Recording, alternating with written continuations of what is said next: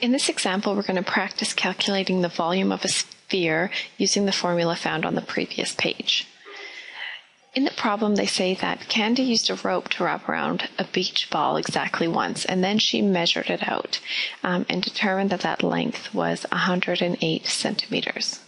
Well, what she actually did was she calculated the circumference. And when she measured all the way around. So we know the circumference of the circle, but that won't help us with the volume of a sphere, since the volume formula that we're going to need to use equals 4/3 pi r cubed.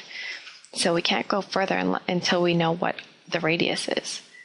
So remember that the circumference of a circle is equal to pi times the diameter, or 2 pi r. You can use either one of those formulas. If you calculate the d value, you have to divide it by 2 to find out what the radius is, or if you use the second one, you'll be able to calculate for r. So I'm just going to take the 108 centimeters she measured equals 2 pi r, and isolate the r.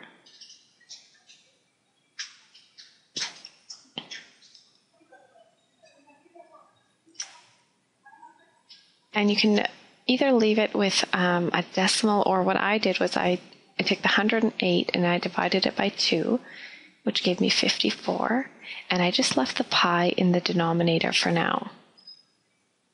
And I'll show you why.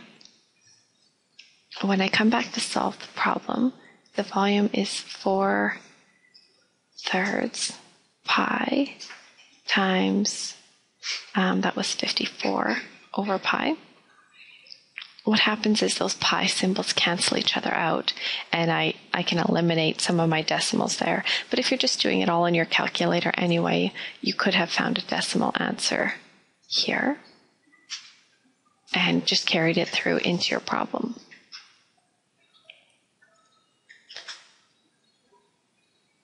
And don't forget to cube that 54 over pi, so that would